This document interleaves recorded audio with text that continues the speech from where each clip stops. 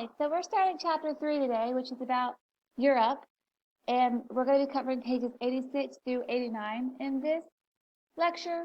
Now, when we think of Europe, we're really probably mentioning the continent where most of us find our heritage. Most of us have English or German or Irish or Scottish or Italian heritage, if we were to trace back our heritage. So this is usually a pretty interesting chapter, just because we like to know where we come from. But we're going to be looking at Europe as a continent first, and then we're going to be looking at the individual countries within Europe. Okay, so Europe is considered the birthplace of Western civilization, and this is for several reasons. Firstly, it has to do with the fact that when we look at the laws and forms of government embraced by Western civilization, a lot of the origins of those laws and governments come from European civilizations of the past. And most prominently, we'd be referring to Greece and Rome. And Greco-Roman law is a vital component of Western society today. We would also say that the Judeo-Christian ethics that were embraced by Europe have also heavily influenced our Western civilization. And of course, it's fair to say that Christianity and Judaism started in Israel, but it was really Europe where Judeo-Christian values flourished, and it was, of course, Europe where Christianity flourished, because of the fact that in Asia, Islam blocked a lot of the spread of Christianity eastward. So what about European colonization? When we think about the prominent colonizers in history, we of course are going to be thinking about European nations. We're going to think about Spain, France, England, and when we think about what countries colonized America, we would say those again. We would say France, Spain, England, and because of this, our culture, which is of course Western culture, is heavily influenced by Europe. And we can see that for the most part, the prominent world cultures are influenced by Western civilization. Okay, so where is Europe located? Europe is located in the northern hemisphere. It's part of the greater landmass called Eurasia. So that's basically Europe and Asia combined. But of course, Europe is a separate continent from Asia. And this landmass, Eurasia, is divided by natural barriers such as mountains and seas. So on the eastern boundary of Europe, we have the Ural Mountains, the Ural River, and the Caspian Sea.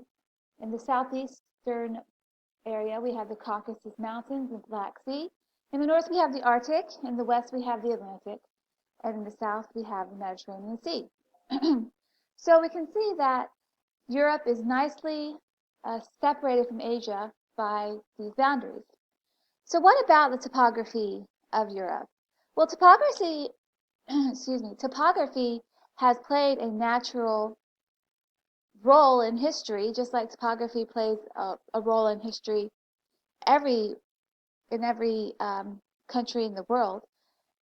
But we can look at different countries within Europe, and we can see how topography has played a role in the European history. So, for instance, England is generally historically kept safe from land invasion by the moat of the English Channel, versus Poland, who was frequently overrun because it is located on the broad northern European plain and has no natural protective boundaries.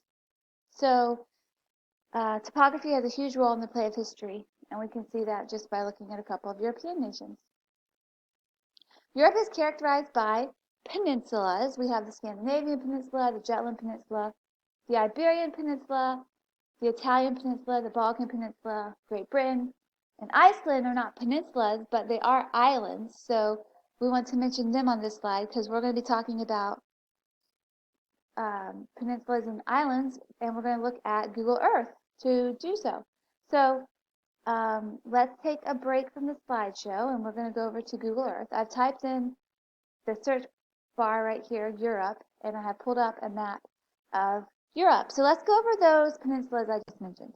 So the first one is the Scandinavian Peninsula, and that's going to include Norway and Sweden.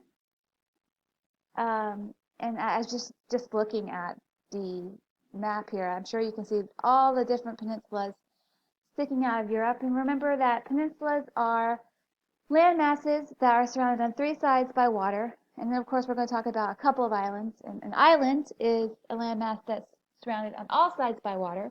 It's different from a continent because an island is much, much smaller. So Australia technically is surrounded on all sides by water, but it's much larger than what we would consider to be an island and is therefore classified as a continent. But anyways, so right here is the Scandinavian Peninsula. Right down here, where you see good old Denmark, is the Jutland Peninsula.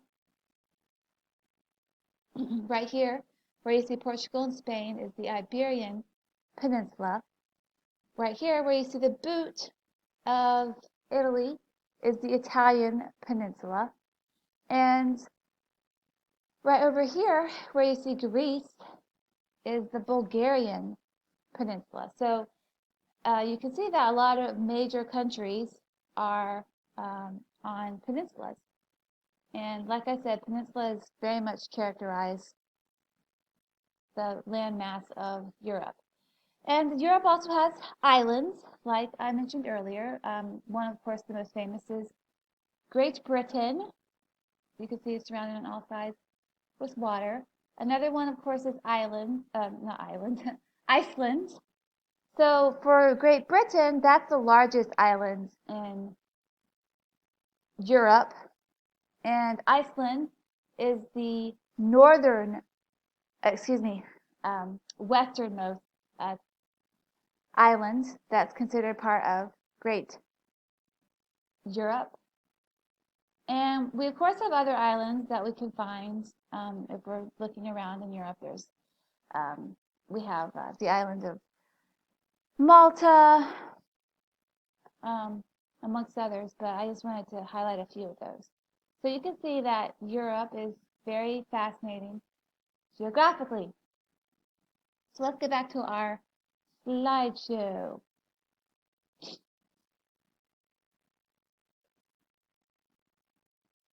Okay, so with the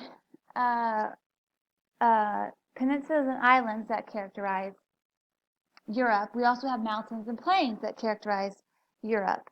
The Alps, for example, are the most prominent mountain range in Europe, and we have Mount Elbrus,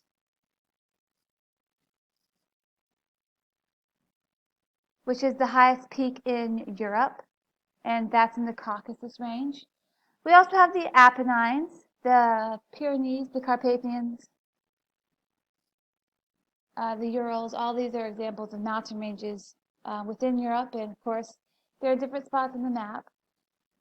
And then, of course, we have the Northern European Plain, and this is characterized by exceptional fertility, and it's the setting for most of Europe's population, industry, and agriculture. And this plain stretches across the continent from the North Sea to the Ural Mountains and is drained by numerous rivers, including those famous rivers that I'm sure you've heard of that are from part of Europe, like the Rhine or the Volga. And in fact, the Volga is Europe's longest river in the east.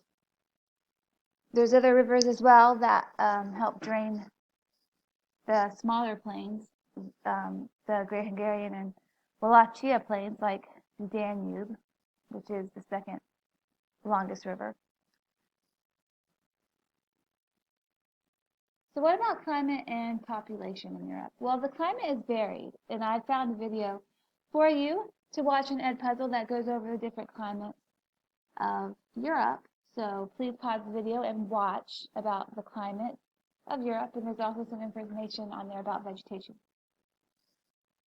once you finish watching the video, you can finish listening to this lecture. So Europe is the second smallest continent in area, but it is the third largest in population. It has over 780 million people, which basically is about 195 people per square mile. Europe contains 45 countries that range from the tiny Vatican City to giant Russia, and there are about 60 different languages spoken in Europe. So Europe has a lot of variety and diversity within her. Okay, so we're going to stop the lecture here. After this lecture and after you've done your Ed puzzle, you are finished with world geography for today, and I hope that you enjoy the rest of your day. And if you have any questions, please feel free to let me know. Thank you. Bye.